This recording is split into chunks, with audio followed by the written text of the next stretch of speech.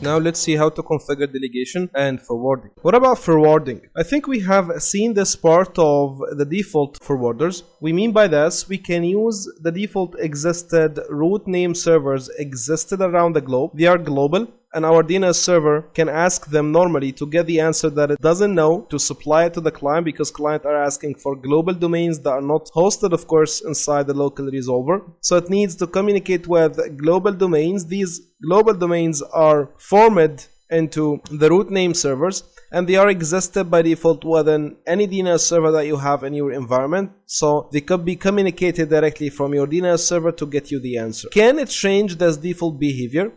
Suppose that you have a particular forwarder in your environment and you need to make it as a forwarder in your environment. So any private DNS server cannot communicate directly with root name servers. We need to forward the traffic to a particular DNS server firstly, and then this DNS server can communicate with the root name servers. We are using this mechanism, of course, when we have a very critical environment and we have two main DNS servers. One is related to the internal environment, hosting all the internal records, and this DNS server is put on the client PCs. When the client asking for any internal environment service, it can communicate with the hosted data that's existed on this DNS server. And on the other hand, if this client wants to ask about any client domain, then this DNS server that's asked will communicate with another DNS server existed in DMZ, for example. This DNS server, on behalf of the internal DNS server, will try to communicate for the root name servers to get this answer for the client and supply back to the internal DNS server. So again, the default behavior is you have your local resolver communicating with root name servers. Maybe you can change this behavior also not to communicate with the root name servers. Maybe you wanna make your DNS server communicate, for example, with Google DNS server 8.8.8.8 instead of root name servers. So it's not hosted internally. This is not your DMZ DNS server. It's Google, for example, instead of communicating directly with root name server. And this is a very important use case here. If you have a DNS server that's applying security restrictions on DNS traffic, then you can put this IP address of this appliance that making security concerns on forwarders tab for your internal DNS server. So the internal DNS server that's supplying your internal clients and servers with DNS data, when this DNS server need to communicate with the global internet domains, it should pass to any appliance that will apply some security concerns. This is what we call DNS security in security field. So this appliance that's making DNS security will apply some restrictions. So it should be the forwarder that you can put here on your internal DNS server. So whatever the mechanism that you are going to use, you can change the forwarder on the level of the DNS server itself here. Right click on the DNS server, you have here properties. Under forwarders tab, you have your forwarders that you can put and customize, or you can use the root name servers if no forwarders are available. This option is very important. So maybe you can put your forwarders as you need, for example, the global one from Google, or your DMZ forwarders that will apply security conditions.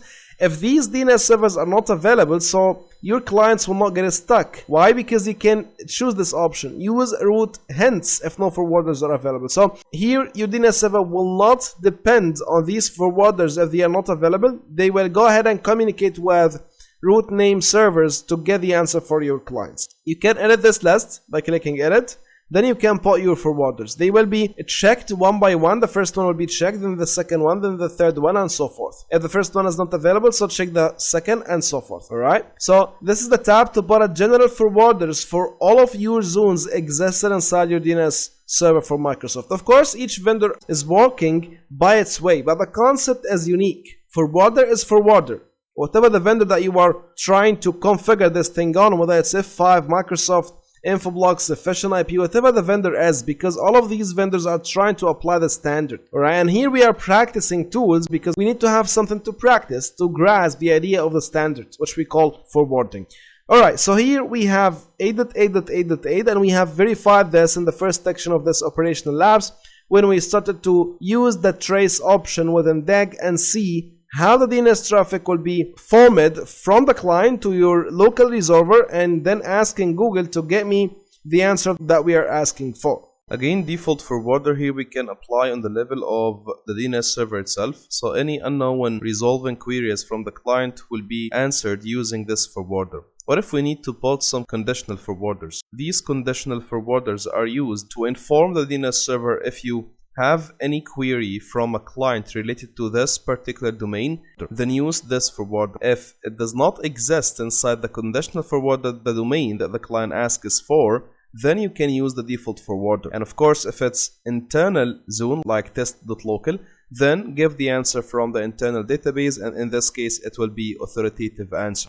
What we are speaking about here is the conditional forwarder right here.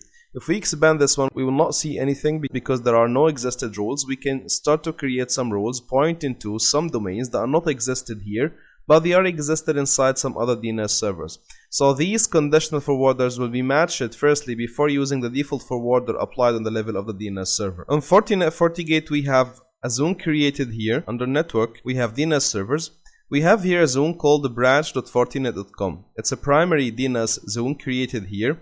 So we can create this particular zone on Microsoft DNS server as a conditional forwarder. So if the client asks for anything.branch.fortinet.com, we can transfer the request of this client to this DNS server. This is what we call conditional forwarder. So 8.8.8.8 will not be used in this case because we have a conditional forwarder to be matched firstly before using the default forwarder. Let's get started to work with this. On Microsoft DNS server, under conditional forwarder, I will right click here and say new conditional forwarder. Here I will identify the DNS domain that will be matched if the client asks it for anything related to it, and then the IP address here will be used as a DNS server to forward the traffic to it to answer the client's query. Here I will put the domain to be branch.fortinet.com, I think. Com or local, let me verify. It's com. Here, the IP address of the DNS server that's responsible for the zone, I need to add it here. So I will put the IP address of Fortinet FortiGate 192.168.50.150. Here I will, as you see, this forwarder is reachable for me, and I can start to resolve queries of the clients if they ask it for anything.branch.fortinet.com. Click OK. Under here, as you see, I don't have anything here except the IP address that I'm going to use to forward the traffic to answer the client's query. And also, remember that we have here configured the forwarder to be 8.8.8.8 for unknown queries, except things related to branch.fortinet.com. Let's see the behavior of our client. Here I will use deg at, I put the IP address of my Microsoft DNS server. Then I'm going to ask for a1.branch.fortinet.com. Enter. As you see, I got the correct answer, which is 4.4.4.4. And note that it's not an authoritative answer because the answer is gotten from Fortinet FortiGate. I don't contain the answer inside my database. This is what we call the conditional forwarding. In case I'm asking for anything global, like for example www.youtube.com, I will get the results and it's also non-authoritative answer, but this time I used 8.8.8.8 because I asked it about something that's not inside the conditional forwarding.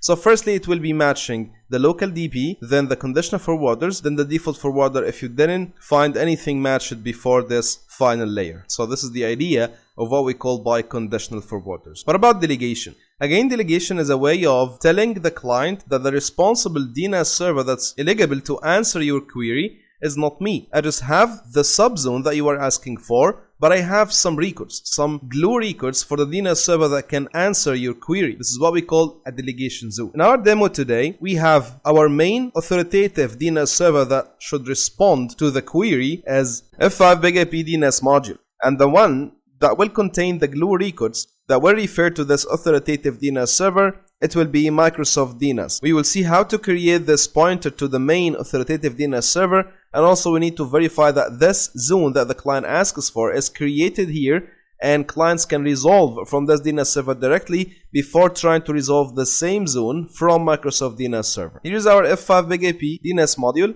Let's access zones, then zone runners, and then here I will create a new zone. This zone will be, for example, bigip.test.local. It's a subzone from the main domain existed on Microsoft DNS. Remember, this subzone should be a part of parent zone that existed on the referrer. In our case, the referrer is Microsoft DNS, because on the Microsoft DNS, parent zone, we're going to right click on it and then create a delegation zone. A delegation zone is a special type of the main component that we call subzone, a part of the parent zone, and the subzone must be related to the parent zone, something that test.local. So here we created bigip.test.local. Under TTL, I will choose the default values as we have done before. Here this is the master server, and on the NS record the same thing here, and this is the name server that will be responsible for answering client queries. The IP address I would choose 192.168.40.80, and this is the corresponding IP for the listener that we're going to create here. To choose the view, I will use the default one, which is external, and then I will click finish. You have created your zone, which is bigip.test.local. Under resource records, we need to create some records to be resolved from the client, so I will click create here under the zone that I have created. Let's give it a name, for example a1.bigip.test.local. Let's give it an IP. For example, I will put the IP address to be 8.8.8.8. The TTL will be the default value, and I will create also a reverse record, test it also. Click finish. Now we created our zone and we mapped it to the view, and everything related to bind or name conf as finished correctly. Now we need to create a quick listener pointing to 192.168.40.80. This IP address will be used by Microsoft DNS server to be the authoritative DNS server pointing to the zone that we are going to create right there. The name of this listener will be, for example, bigip, and the destination will be 192.168.40.80. This is the matched IP as we said. And keep in mind, we need under DNS profile to check that the zone runner component is enabled on the service. It's enabled by default, so I will quickly click finished, and let's go ahead and start configuring our Microsoft DNS server to enable delegation zone pointing to this authoritative DNS server, which is 192.168.40.80. Here under test local, I will right click on it and then I will say new delegation. Delegate this zone that I'm going to create to another DNS server. So I will click next here. The delegated domain will be bigip. It must be the same exact zone name that we have created right there. bigip.test.local, then click next. Here I need to identify the DNS server that will be responsible for this subzone that you have created. Click add. Make sure that you can reach this DNS server and ask it about this zone that you are creating. What I mean by this: if you have the DNS server is up and running and everything is good, and you started with configuring your Microsoft DNS server before you do the same steps that we have made shortly on F5 bigip DNS module, then you are going to find an error on your DNS server during creating this delegation zone. I mean by DNS server, the Microsoft DNS server. Why? Because your DNS server, Microsoft DNS server, went and asked F5 bigip DNS module about the zone that you are creating, and it didn't find anything. You didn't finish the configuration right there firstly before you create your zone here. So if you need to see the exact results, green here and working fine, you need to have the zone created on the destination DNS server before you create your delegated zone here.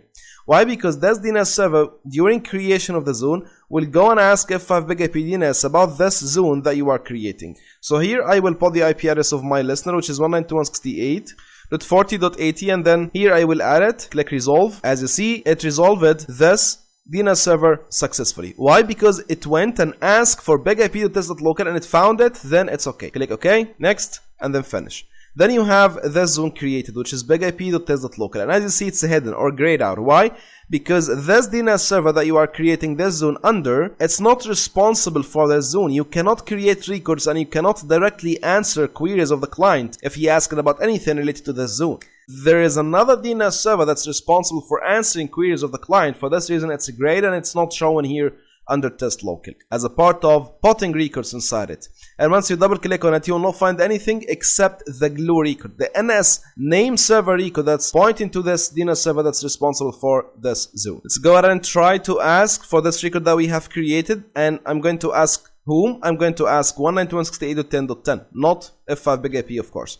So deg at 192.168.10.10, and I will ask it about a1.bigip.test.local. Click enter. I got the correct answer despite I didn't have any resource records created for the zone. So this means delegation worked fine and the answer is gotten back to our client from the delegation mechanism. As you see, it's not authoritative answer.